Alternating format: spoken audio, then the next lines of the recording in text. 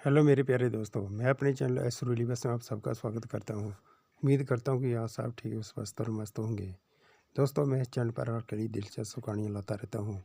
कृपया मेरे चैनल को लाइक और सब्सक्राइब करके सपोर्ट और मोटिवेट करें, क्योंकि आपके लाइक और सब्सक्राइब करने से हमें बहुत मोटिवेशन मिलती है।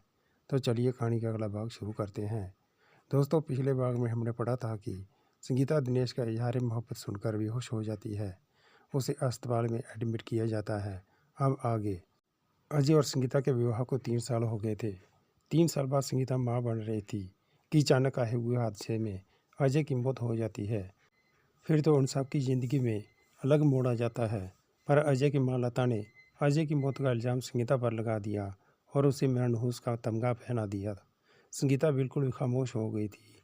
उसके पापा उसे मिलने आए तो संगीता की सास लता ने उनकी बहुत बेइज्जती की। कहा अगर इसी कोख में अजय की आखिरी निशानी ना होती तो संगीता को दगे देकर बाहर निकाल देती। संगीता को उम्मीद थी कि बच्चे के कारण से उसकी सांस बदल जाएगी।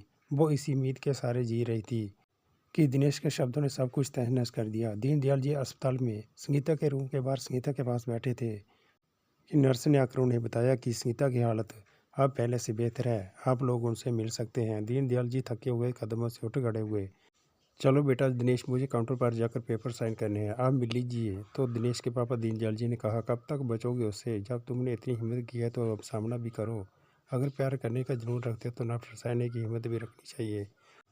नहीं पापा, भी नहीं। उसकी आंखों में आंसू मुड़ाए तो वो सिर झुकाए चला गया। दीनदयाल जी ने गहरी सांस ली और वो संगीता के पास आकर बैठ गए। उन्होंने संगीता के सिर पर हाथ फेरा।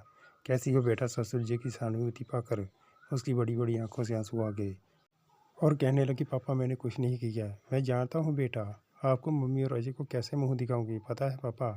उसके सलोने मुखड़े पर दर्द की लकीरें खिंचाई।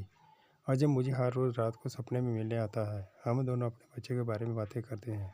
वो मुस्कुराते हैं, कहते हैं, संगीता मैं जय ही हूँ तुम्हारे पास। पापा कहीं अजय भी अपनी संगीता को चरित्रहीन न समझ रहा हो। उसकी हिस्कियाँ बन गई। संगीता बच्चे मत रो, कहते कहते दीनदयाल भी खुद रो पड़े। जवान बेटे को खोने का सदमा बड़ी मुश्किल से बर्दाश्त कर पाए थे। संगीता और उसके होने वाले बच्चे को अजय की इमानत के रूम में सहजने का प्रयास करके अपने दुख भूलने की कोशिश कर रहे थे।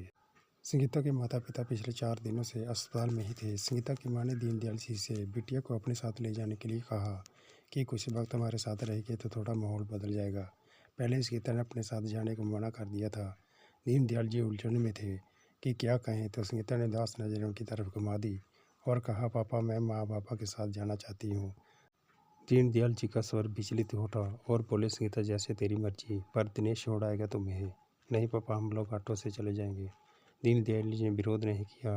वो जानते थे कि दिनेश और संगीता का रिश्ता दिनेश की कही बात से किस मोड़ पर पहुंच चुका था। क्या यही अंत था जहाँ विधाता फिर एक नई कलम से उनका भाग्य लिखने को तैयार था? मैं आपके विचार जानना चाहूँगा, कमेंट करके ज़रूर बताएं। दोस्तों, कहानी का दूसरा भाग समाप्त होता है। अगला भाग देखने के लिए कृपया मेरे चैनल एस रूली बाइस को लाइक और सब्सक्राइब करके मुझे सपोर्ट और मोटिवेट करें, क्योंकि आपके लाइक और सब्सक्राइब करने से हमें अच्छी अच्छी कहानियाँ बनाने में बहुत मोटिवेशन मिलती है। मेहरबानी करके चैनल को लाइक और सब्सक्राइब जरूर करें। मिलते हैं कहानी के अगले भाग के साथ। तब तक के लिए खुश रहिए, अपना और अपनों का ख्याल रखिए। अपना कीमती समय निकाल कर कहानी को लास्ट तक देखने के लिए आप सबका बहुत बहुत धन्यवाद।